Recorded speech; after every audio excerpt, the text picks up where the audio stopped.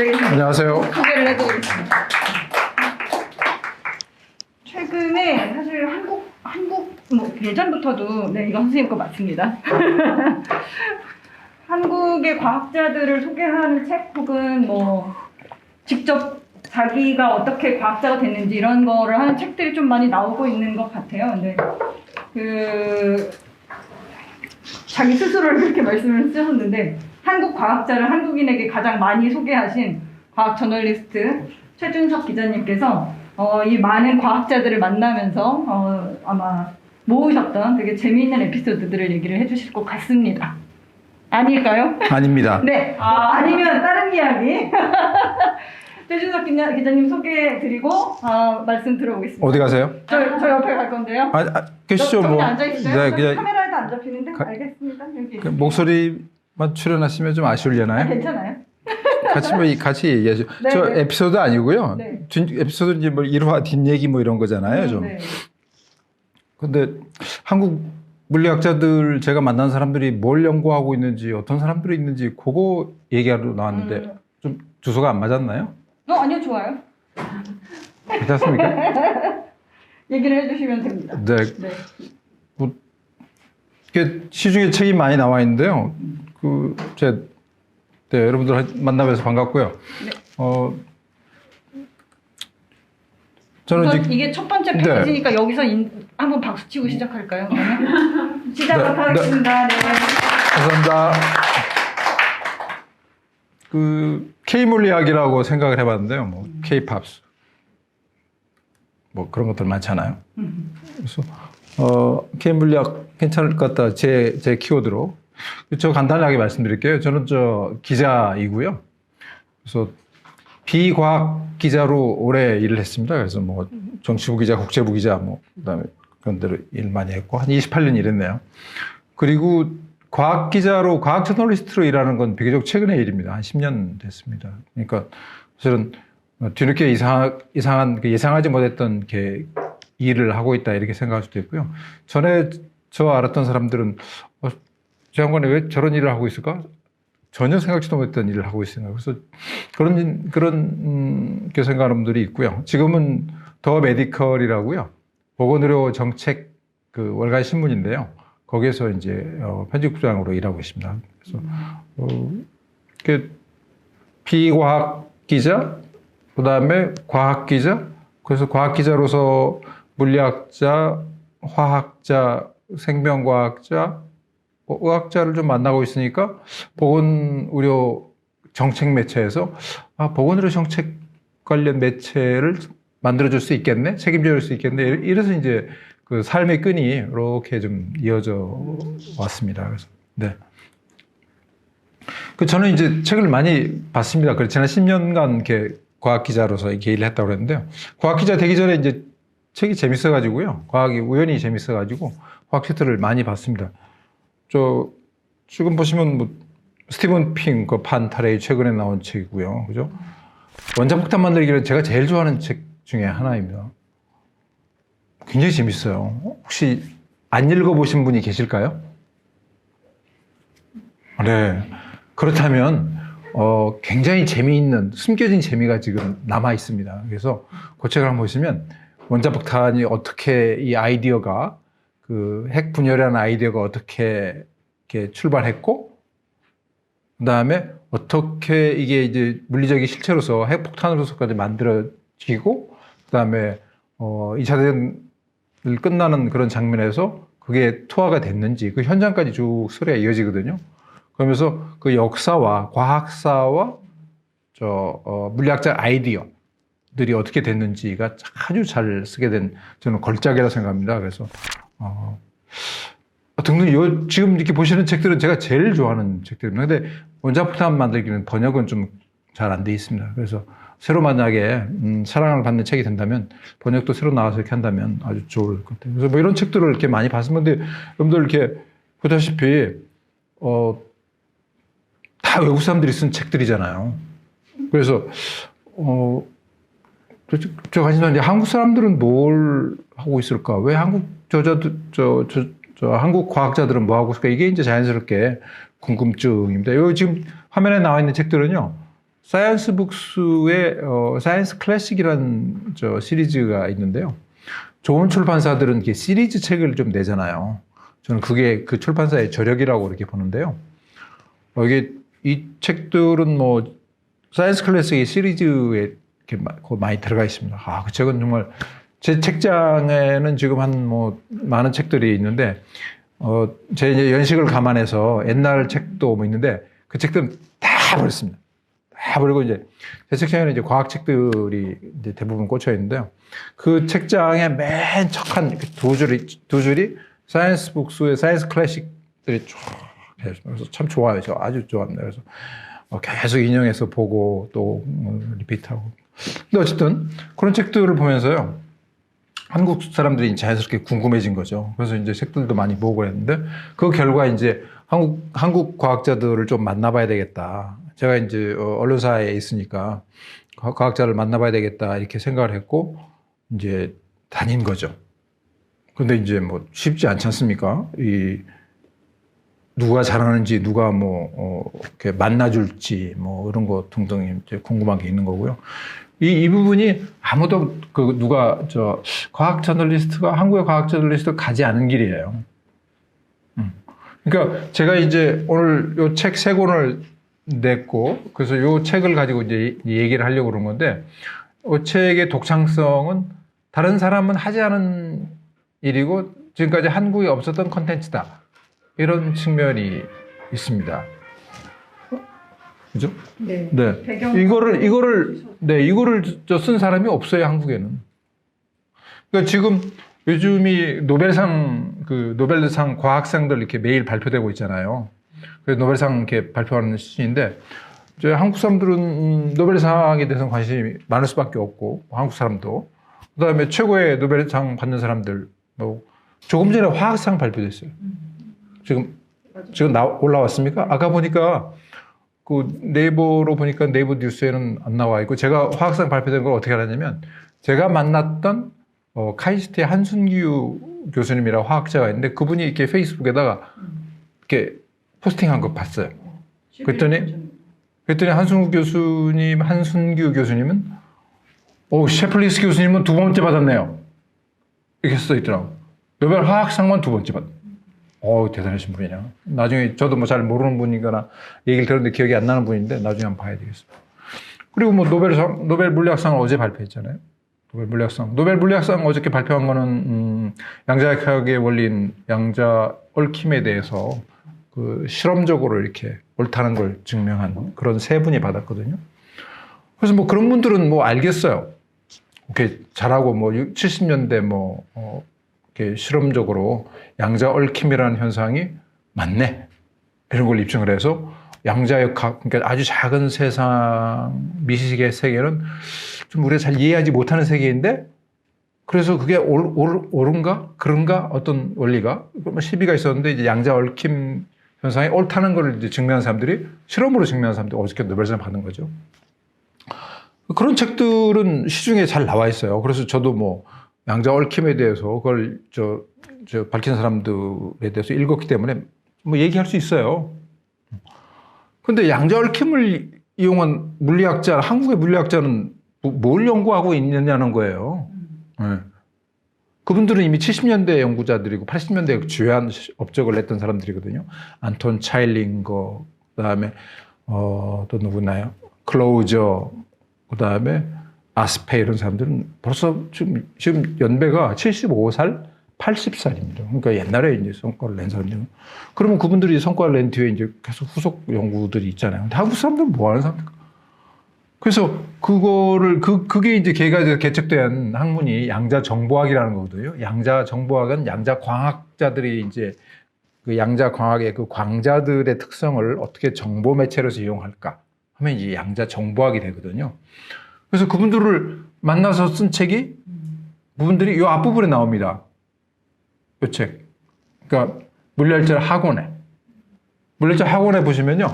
앞에 양자 컴퓨터가 이게 뭐 되는 거야? 말이 되는 거야? 안 되는 거야? 라고 얘기하는 분들이 이렇게 등장을 하는데, 그분들이 말하는 지금 양자 정보학, 양자 광학이라는 게 뭔지가 쭉 나와 있고요.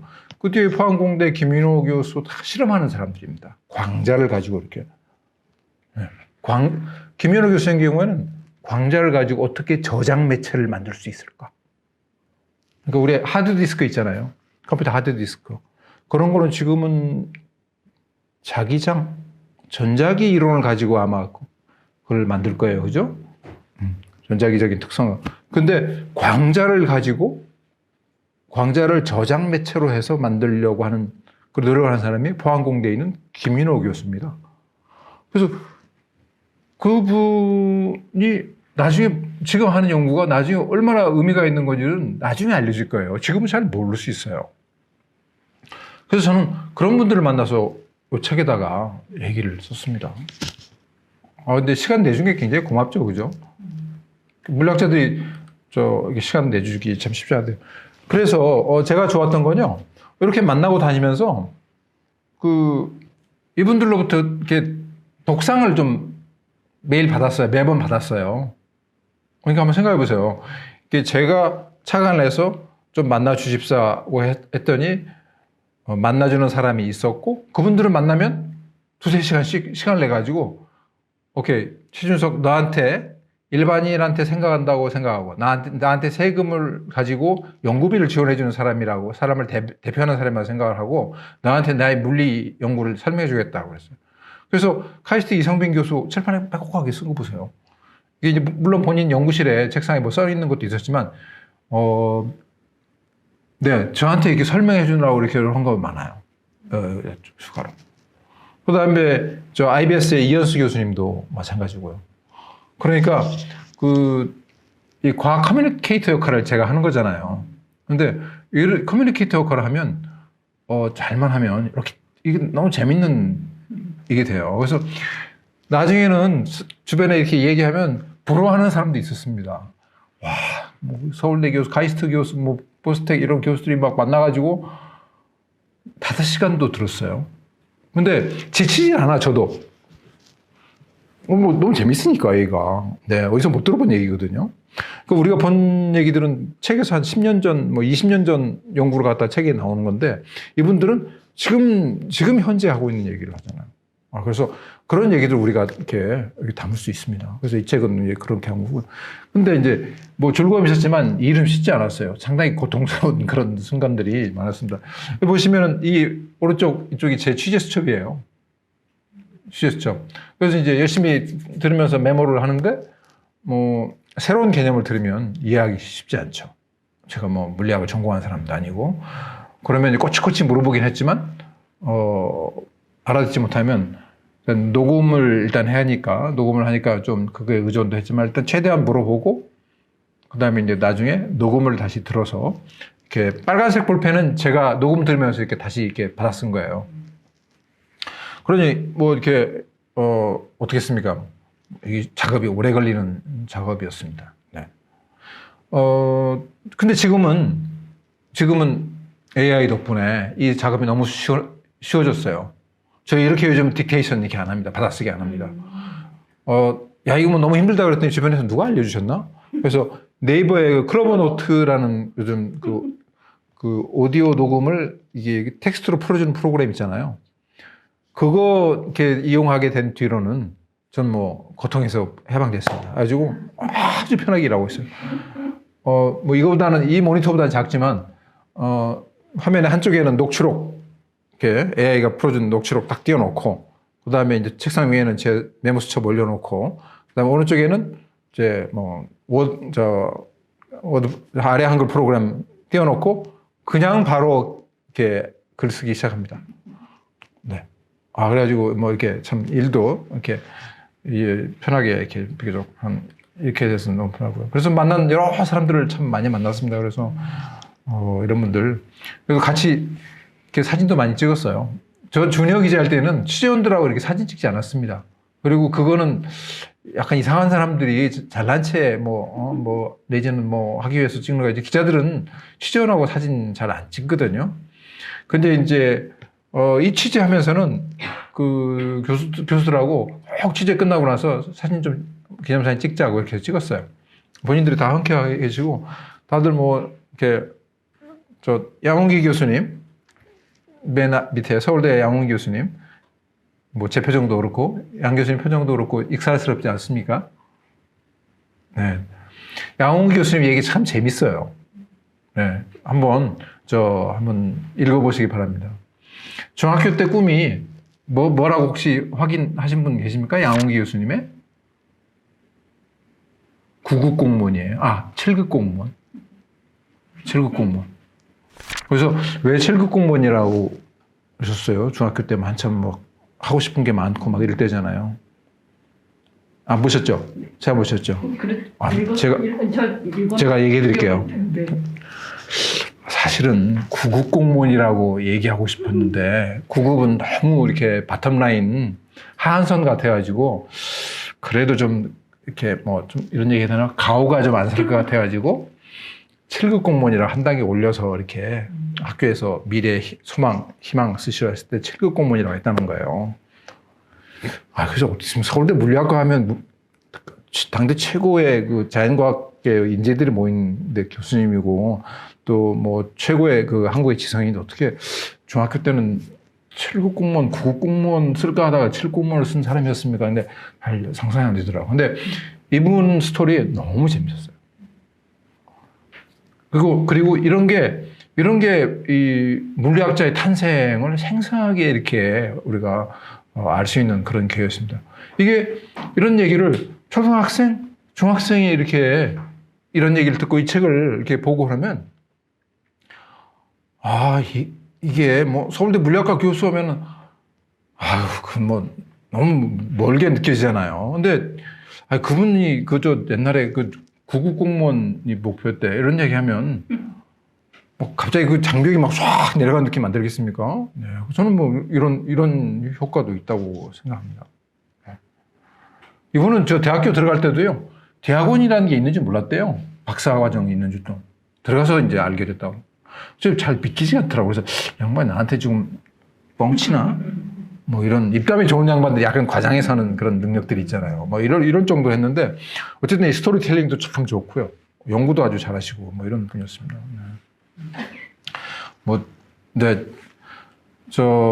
오늘 얘기는 뭐 이런 순서로 하려고 그러고요. 지금 이 사진은 강원도 그 탭 정선의 예미산이라고 하는 그 지하 1000m의 한국 기초과학연구원에서 그 지하 연구 공간을 실험 연구소를 만들었습니다. 예미랩이라고 예미산 지하에 있는 실험소라고 해가지고 실험실이라고 해서 예미랩이라고 그러거든요. 이거 제가 몇 년 전에 취재에 갔을 때 공사하고 있을 때 간 현장 사진입니다. 가운데 이렇게 볼펜 들고 있는 게 저고요. 그 다음에 이제 오른편에 있는 게 암흑물질 실험하는 이현수 박사님이시고요. 그 다음에 이제 왼쪽은 공사 현장 이렇게 시공하시던 그런 건설업체에 계시던 분이셨습니다. 그래서 이 과학 커뮤니케이션을 하다 보니까 남들이 못 가보는 이런 현장을 먼저 가보니까 진짜 막 기분 좋더라고요. 야, 이런 데를 정말 뭐 기자이기도 하고 과학 커뮤니케이터이기도 하는데 이거 갔다 온 뒤에 이제 기사를 이렇게 썼거든요.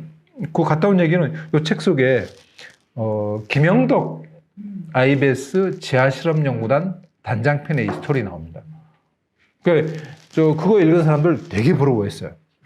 나도 한번 가보고 싶다. 왜냐면 물리학자들 또 이쪽에 계신 분 아니면 못 가보거든요. 그렇잖아요. 뭐 특별한 그 기회가 없어요. 근데 저는 가가지고 쫙 하고 폼나게 사진도 쫙 찍었지 않습니까?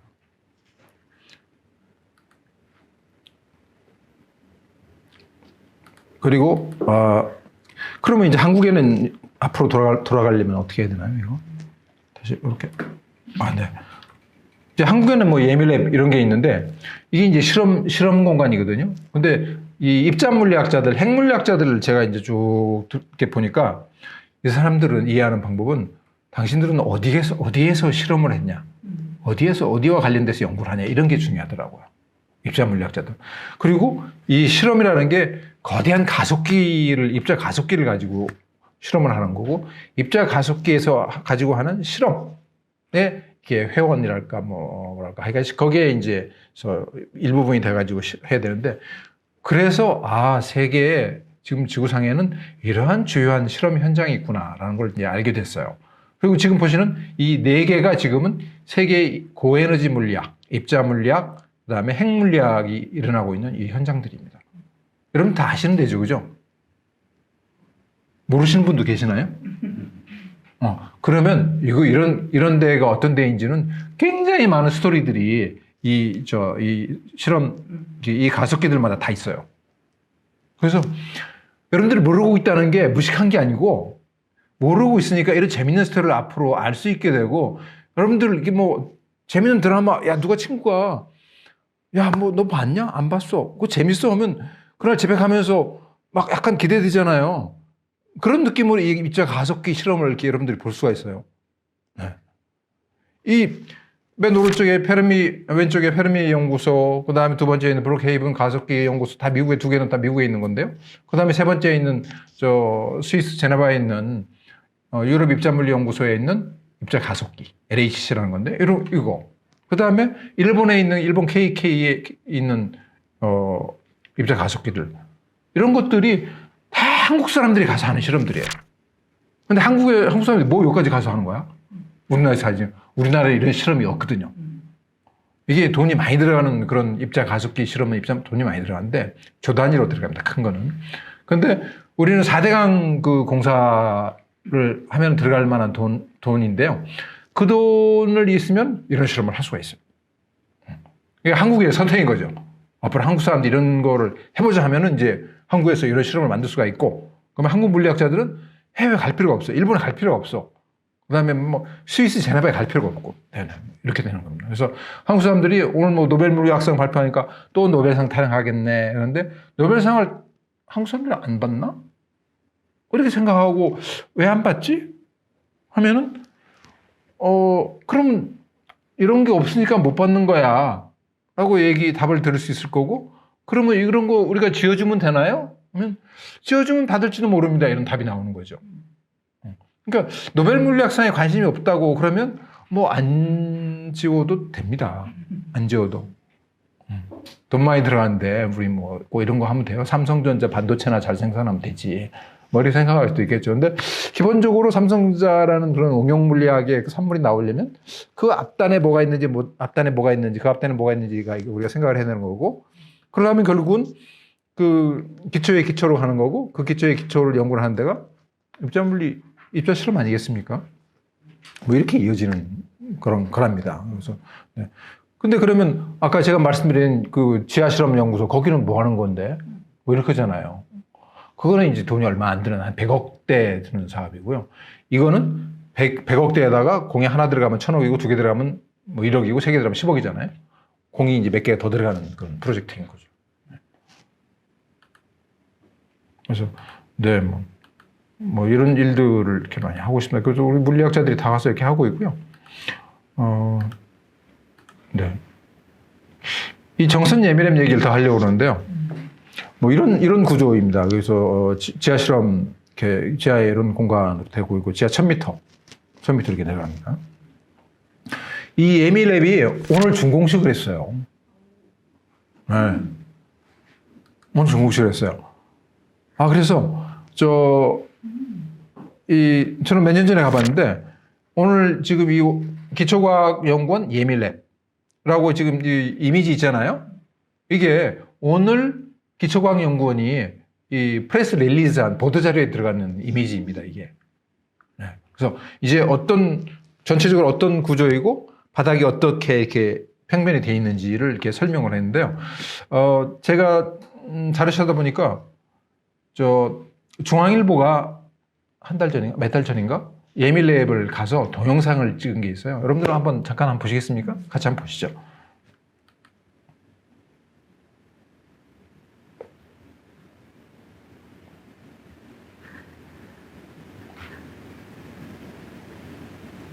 전체 화면을.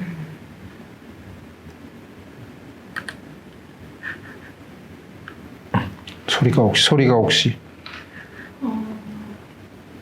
소리가 잘 안 들리고 그 화면이 온라인으로 들으시는 분들한테는 들리고 있어요? 들리고 있어요?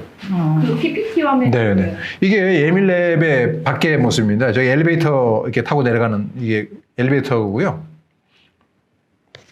소리 안 나도 한번 영상 보시면 지하 공간이 어떤 거라는 건지 조금 이렇게 이해하실 수 있을 거예요. 온라인에 계신 분들은 한번 검색을 해보시면 될 것 같아요. 예미랩이라고 유튜브에서 바로 그냥 검색해 주셨거든요. 이제 지하에 내려간 거예요. 1000m 내려가서 차를 타고 지금 이동을 하고 있는 겁니다. 그러니까 수평으로 벌써 800m를 더 간다고 이렇게 얘기하죠. 그리고 암흑물질 후보가 여러 가지가 있는데 그 중에서 이 윈프라는 그 암흑물질 입자를 검출하려는 게 이 실험 공간의 목표고요.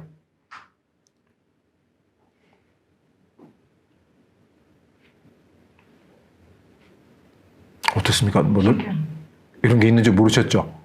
네. 우리 현재 지금 이런 시설들이 이렇게 들어서고 있어요.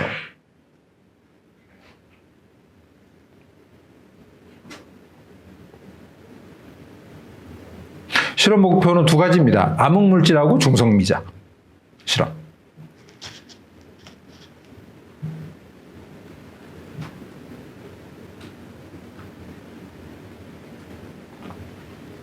그 여러분은 과학 커뮤니케이터이시거나 어떻게 훌륭한 과학 커뮤니케이터가 될 것인가에 관심이 있으시다고 그랬는데 그게 관심을 갖기 시작하니까 남들이 모르는 이런 걸 지금 아시게 되는 거잖아요. 재미지 않나요? 재미없으세요? 그러시죠? 네. 아주 뭐 이거 소주 한잔 하는 것도 좋지만 야, 남들이 안 보는 이런 걸 본다는 게 저는 뭐 얼마나 이렇게 흥미롭고 그런지 모르겠어요. 이거를 잠깐 네. 그리고 그러면 네. 닫고 네. 그래서 잠깐 제가 갔다 왔던 그런 옛날 사진을 한번 공개해 볼게요. 같이 볼게요. 이게 이제 엘리베이터이고 엘리베이터 타고 내려가는 겁니다. 그래서 지하에 내려가면 저렇게 지하에 차가 있었고요. 지금은 이제 세트명이 아모레 실험이라고 아모레자 보이죠? 이런 게 있었고 터널 이렇게 이런 모습이었습니다. 한 2년 전 모습이니까 좀 전에 좀 느낌이 들죠. 네. 그리고 이제 거대한 냉동고가 들어가는 자리가 되게 많이 파놓은 게 있는데 사람 크기를 보시면 작게 돼 있고 사람 크기에 비교해 보시면 이게 얼마나 되는지 좀 아시겠죠. 네. 이게 이제 유럽에 가면 이탈리아에 가면 그란사소 연구소가 있는데요. 그란사소 연구소가 이탈리아 그 반도 남북을 가로지르는 아펜니노 산맥이라고 있어요. 아펜니노 산맥이라고. 그 중간에 이게 고속도로가 산맥을 통과하는데 동서로 이렇게 통과하는데 고속도로 타고 쫙 가다보면 그 한 가운데다가 이 랩을 만들었어요. 그러니까 고속도로 공사를 하다가 물리학자들이 보니까 이 고속도로 옆에 공간을 조금만 파면 물리 실험을 할 수 있겠네 해서 거기는 그란사스 그 연구소 랩은 그렇게 만들었어요. 그 우리는 그런 데가 없으니까 1000m 지하에 이렇게 내려갔고 근데 땅을 생으로 팔면 돈이 많이 들지 않습니까? 그러니까 기존에 철광 그 캐는 그 광산이 있었고 광산이 다 이렇게 구멍을 뚫어놓는데 거기다가 좀 더 내려가가지고 파서 최소한의 비용으로 저런 공간을 이렇게 만든 겁니다. 네. 예밀랩은 중성미자 실험하고 암흑물질 검출 실험을 하는 거라고 말씀드렸는데요. 오늘 제가 이제 말씀드릴 이렇게 물리학 연구에서는 중성미자하고 암흑물질 얘기를 좀 드리려고 그래요. 암흑물질 미스테리는 뭐 여러분들 많이 나온 얘기인데 또 말씀드릴까요? 네. 암흑물질은 이런 거예요. 여기 보시면 알겠지만 우주에 이렇게 물질들이 우리 이렇게 사는 건 일반 물질이라고 그럽니다. 근데 알고 보니까 1933년에 프리츠 즈비키라는 분 밑에 있죠. 그분이 보니까 뭐가 더 있는 것 같아. 그냥 설명이 안 되는 뭐가 있어. 그래서 뭔가 더 있을 수밖에 없어. 그래서 이거를 암흑물질이라고 이름을 지었어요. 근데 이 사람은 처음에 나왔을 때 논문으로 나왔는데 별로 주목을 받지 못했어요. 그때 이제 해야 될 연구들이 있고 연구에도 이렇게 흐름이 있습니다. 아마 그 천문학자들도 다 그쪽 연구하느라고 정말 암흑물질은 뭔데 뭐 믿거나 말거나 이런 느낌을 받았고 근데 1970년대 40년 지나가지고 미국의 천문학자인 베라 루빈이 뭐가 있는 것 같아 라는 얘기를 또 했어요. 그건 뭐냐면 그 외계 은하를 보니까 은하가 이제 가운데 중심, 요즘은 이제 거기에 거대한 블랙홀이 있다고 알고 있지 않습니까? 그때는 뭐 블랙홀이 있는지 뭐가 있는지 잘 몰랐을 텐데, 은하 중심을 향해서 회전을 하는데, 회전 속도가 뭔가 아구가 안 맞는 거예요. 그러니까 그 거대한 그 중심에 태양과 같은 게 있으면, 태양 주변에 가까운 물체는 태양에 끌려 들어가지 않으려고 하고, 그러다 보면 이거 빨리 돌아야 돼요. 빨리. 빨리 안 돌면 서서히 돌다가 탁 잡혀 들어가니까.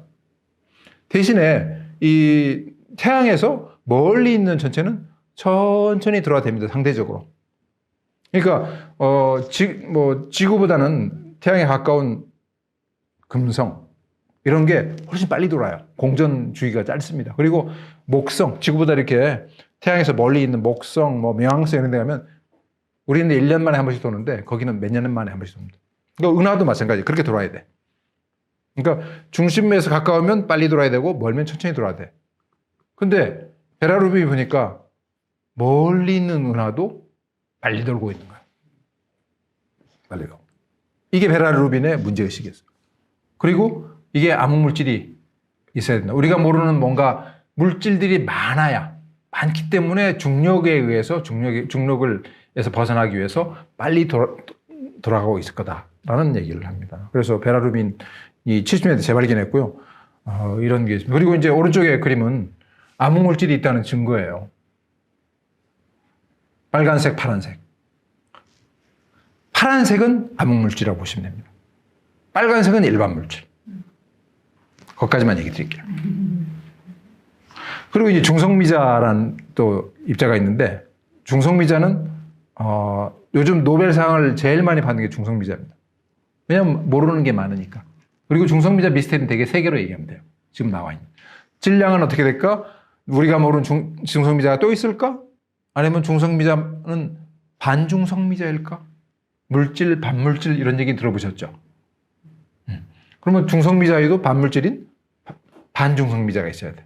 근데 중성미자는 혹시 물질이 바로 반물질이고 중성미자가 바로 반중성미자 아닐까? 이런 문제의식을 과학자들이 가지고 있어요. 이게 큰 의문인데요. 지금 중성미자 물리학자들은 이걸 알아내려는 게 큰 퀘스천이고, 이걸 알아내면 노벨 물리학상. 노벨상. 그러니까 노벨상을 받으려면 어떻게 해야 되겠습니까? 연구를 해야 되죠. 이 연구를 해야 돼. 연구. 쉽지 않죠. 네. 그래서 한국도 중성미자 부분에서 연구들을 활발하게 하고 있습니다. 암물질은 아까 이제 그런 거 있고요. 네. 강주상과 암흑물질, 윈프 얘기했습니다. 강주상이란 분은 잘 못 들어보셨을 거예요. 근데 시간이 없으니까 빨리빨리 넘어갈게요. 이희소는 들어보셨을 거예요. 그죠? 강주상 교수가 고려대 교수인데 이희소 교수의 제자입니다. 박사 논문 지도 교수가 이희소예요. 그러니까 이희소 하면 우리는 무궁화꽃이 피었습니다라는 그 소설에서만 이렇게 기억을 하거나, 아니면 이희소 평전 사이언스 북스에서 내는 그걸 읽은 분들은 거기서 이제 이희소 박사가 있는데, 이희소는 그래서 미국에서 교통사고로 죽었고, 그래서 한국하고는 연결고리가 다 없지, 박정희가 핵을 만들었을 때 핵물리학자로서 핵개발에 참여했다가 미국 CIA 음모에서 제거된 인물이라고 소설 속에서는 나오거든요. 근데 이제 그런가? 이 정도 대중들 알고 있는데, 실제로는 그 음모론은 이제 소설가가 만드는 상상력이고 현실은 그게 아닙니다. 다시 확인드리겠습니다. 아시겠습니까? 네. 그리고 이희소의 한국 제자가 강주상이 거의 유일합니다. 그리고 이희소는 제자가 그렇게 많지 않은 걸로 알고 있어요. 박사. 그럼 강주상 교수는 고려대의 교수로 나중에 왔고, 그 다음에 이희소는 이론 물리학자예요. 실험을 하는 사람입니다. 제가 지금 앞에 건너뛴 거는 실험 물리학자는 뭐 하는 사람이고 이론 물리학자는 뭐 하고 하는 사람인지 구분해서 좀 설명한 것들인데, 제가 앞에 얘기가 톡이 길어져가지고 그건 다 생략을 했습니다. 근데 이희소는 이론 물리학자이고 강주상도 이론 물리학자로 출발했어요. 근데 한국에 가지고 고려대 교수를 일하면서 실험 물리학자가 돼요. 그게 강주상의 위대한 실험 도전이라고 이렇게 얘기할 수 있습니다. 그래서 그 이후에 김성기, 이현수와 같은 실험 물리학자들을 배출할 수 있었고, 그게 한국 실험 물리학을 개척한 그런 기여가 됩니다. 그래서 강주상은 실험 이론 물리학자라고 한 거고, 고려대 물리학과 교수이고, 제자들은 그런 사람들이 있고, 대한민국 학술원이 강주상 교수를 평가한 게 이 기록에 남아 있어요. 학술원이 한 사람의 업적에 대해서 평가할 때는 굉장히 엄중하고 뭐 애누리 없는 그런 거잖아요. 강주상 교수에 대해서 여기서 뭐라고 그러냐면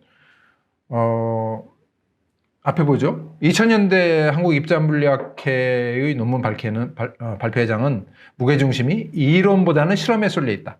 그리고 맨 밑에 보시면 아마도 고려대 강주상이 이끄는 뭐뭐뭐가 잘했기 때문이다. 이렇게 돼 있어요. 네. 그리고 강주상의 제자인 김선기, 이현수 이런 사람들을 압축해서 강주상 교수의 제자들이 많이 있지만 그냥 얘기를 좀 해볼까 합니다. 김선기 교수는 암물질 실험을 한국에서 처음으로 한 사람이고, 이현수 교수는 김선기의 제자로서 그 실험을 이어가는 사람입니다. 강주상 교수 조금 얘기 더 하면 이 밑에 고려대 교수 부임했다고 해서 사진 하나 있죠. 이게 젊은 강주상 교수가 강주상 박사가 미국에서 살 때 결혼을 했고, 그 결혼식 보스턴에서 열린 결혼식에 이휘소 박사 부부가 와가지고 축하해 줬는데 그때 얘기를 하는 그런 사진이에요. 두 사람이 같이 찍은 별로 많지 않은 그런 사진입니다. 네. 그리고 강주상이 실험 물리학자로 이렇게 되는 데는 미국 교수 스티븐 올슨이라는 사람이 인연이 됩니다. 이 얘기는 제 책에 썼는지 안 썼는지 모르겠어요. 이 얘기 굉장히 재밌어요. 그러니까 그리고 일본에서 이 두 사람이 만난 장소는 일본 고에너지 연구소 물리연구소의 에이미 실험이라는 장소였어요. 그래서 스티븐 올슨이라는 사람은 미국 사람으로서 미국 로체스터 대학교 물리학 교수였는데, 물리학과 교수라는 것도 실험을 중심으로 이렇게 한다고 그랬잖아요. 그러면 가속기가 있는 데로 갑니다. 근데 이제 로체스터 대학 교수가 일본의 입자 가속기 KK에서 하는 에이미 실험에 와서 하게 된 거고, 에이미 실험을 에이미 실험에서 만들어 보려고 하는데 외국 사람들하고 같이 하면 좋겠다. 동아시아에 있는. 이런 게 된 거고, 일본도 그때로서는 외국 사람들과 같이 하는 실험이 없었습니다. 그러니까 일본이니까 외국 사람들과 같이 하는 실험이라는 건 한국 사람들을 끌어들이고 중국 사람들을 끌어들이면 국제 실험이 되겠네. 이렇게 생각을 했어요. 그래서 한국 사람을 찾다가 강주상 교수를 만나게 된 거예요.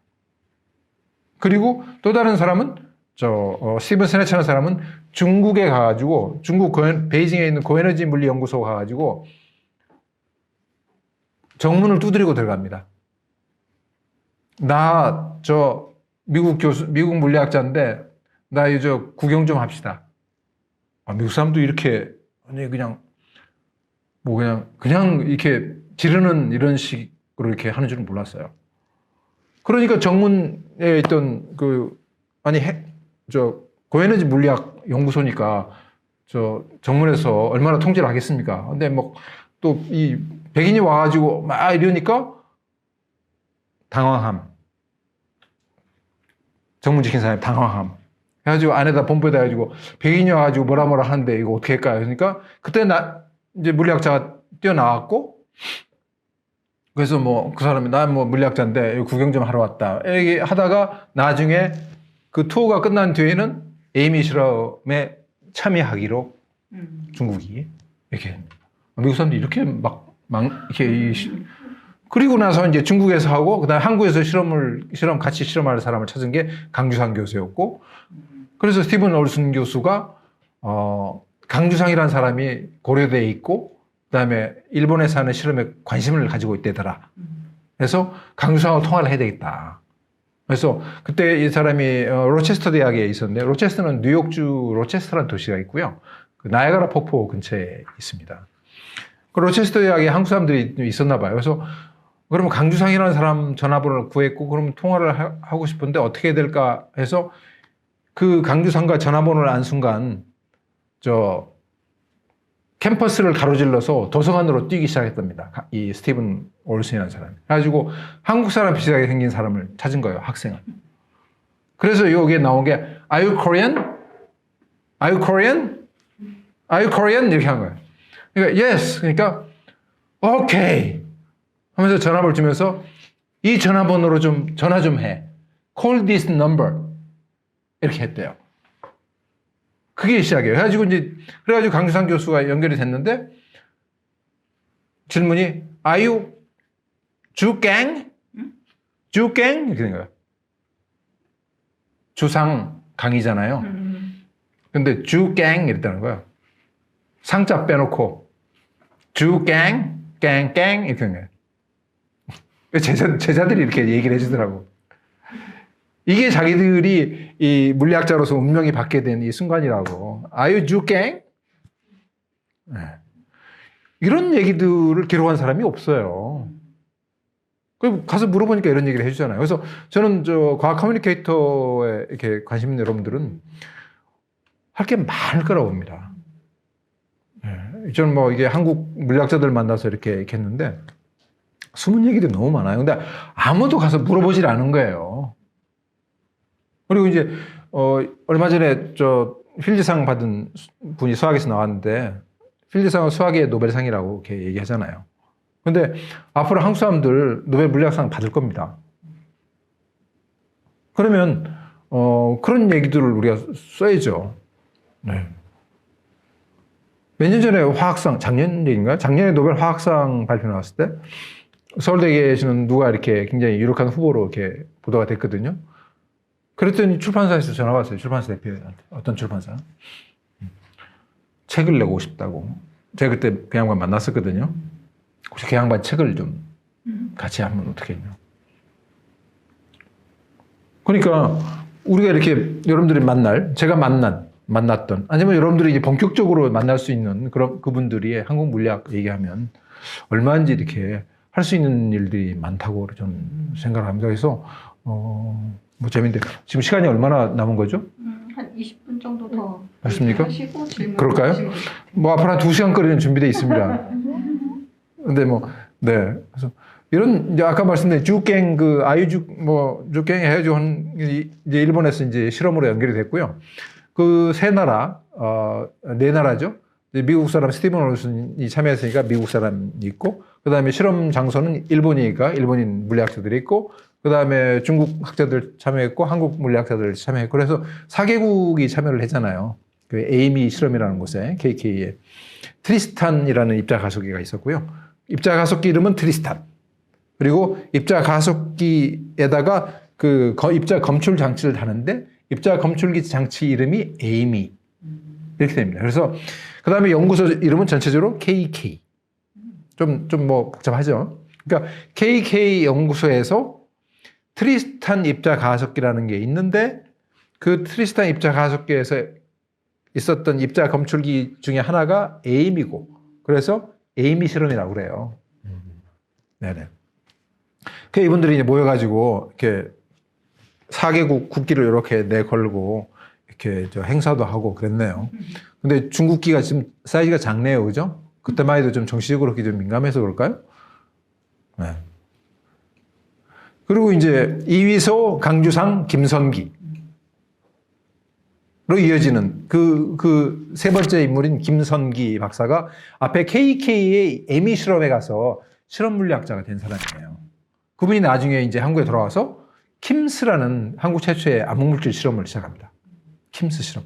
그리고 왜 킴스냐면은 이 실험을 한 사람들이 세 사람이 주역인데 다 김씨예요. 김선기. 그 다음에 한번 두 번째 인물이 누굽니까? 네. 세 번째 이름은? 네네. 김영덕 교수는 지금 세종대학교 교수이고 IBS 지하실험연구단 단장입니다. 당대에 가장 잘하는 사람들 중에 일부는 IBS 연구단장입니다. 그러니까 여러분들이 앞으로 공략할 수 있는 사람 중에 한 그룹이 IBS 연구단장이에요. 저도 IBS 연구단장들을 많이 만났어요. 그러니까 당대 최고들이 IBS에 있는 거예요. 네. 그러니까 그런 사람들이 어디에 있고 누가 잘한다는 걸 알게 된 게 이 사람들 만나고 다니면서 제가 이제 이해한 그런 것들. 김홍주 교수는 경북대학교 교수고요. 그래서 이 킴스 실험은 처음에는 청평발전소 지하에서 했고 지금은 양양발전소 지하에서 하고 있습니다. 오른쪽에 불구스름한 게 지금 실험 장치입니다. 실험 장치 사진은 이거고요. 이거를 개념대로 만들면 이겁니다. 이 이제 지하에서 하는 이유는 지하에서 하고 그다음에 지하 주변에다가 납과 철 여러 가지 이렇게 차단막을 두껍게 쳐놨는데요. 이거는 우주에서 날아오는 미온 입자가 와가지고 이 실험을 교란하는 걸 막기 위해서 지하 깊숙이 됩니다. 우주에서 날아오는 무슨 입자예요? 미온. 네, 미온. 왜 미온이 많이 날아오는지 잘 모르겠어요 아직. 근데 그런 거 그 배경 잡음이라고 얘기하던데 그런 거를 이렇게 피하기 위해서였고요.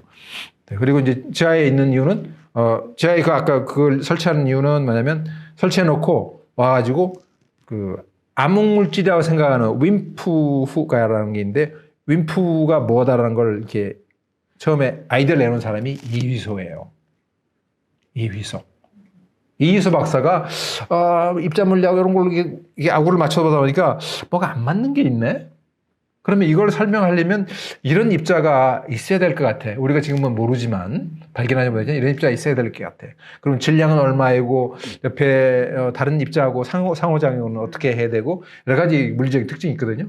그런 것들을 연구한 거예요. 근데 처음에는 암물질을 설명하기 위해서 한 건 아닌데 나중에 보니까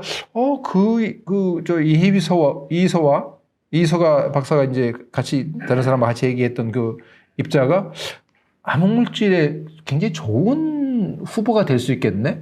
이렇게 이제 얘기가 된 거예요. 그래서 그 암흑물질 후보 이름이 윈프라고 그러는데요. 그 윈프 입자가 와서 꽝 부딪혀주기를 기다리고 있는 거예요. 지하 1km에서.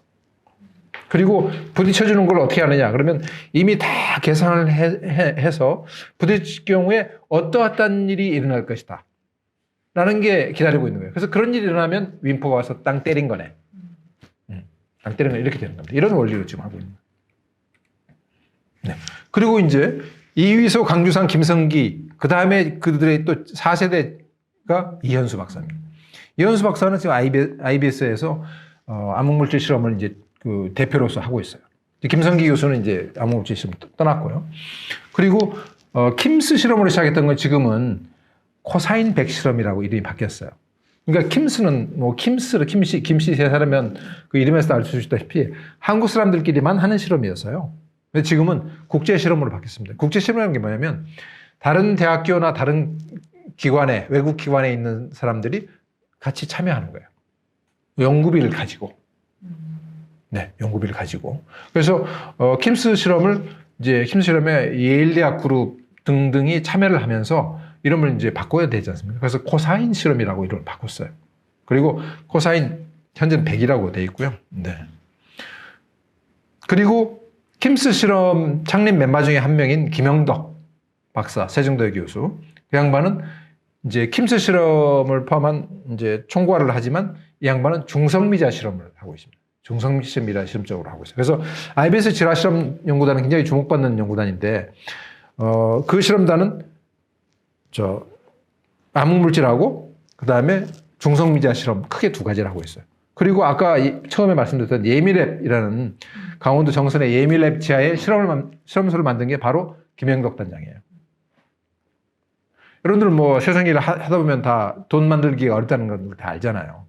100억이라는 돈을 만들어내는 게 이제 김영덕 단장이 해낸 일입니다. 이러려면 과기부를 설득을 해야 되고, 일단 IBS 내부에서 우선 뭐 설득을 해야 되고, 그 다음에 예산을 주는 과기부를 설득을 해야 되고, 정치인들한테 가서 설명을 해야 되고, 뭐 이렇잖아요. 그런 일들을 이렇게 만들어내는 게 참 힘들잖아요. 그런 일을 해내고, 예미랩이라는 일단 100억 단위의 우리 과학실험은 우리가 하게 된 거예요. 그래서 아까 보신 그런 거고요. 국제적으로는 이런 윈프를 알아내기 위한 실험이 한 가지만 있는 게 아니고, 우리만 하는 게 아니고, 남들 다 합니다. 우리는 늦은 거고.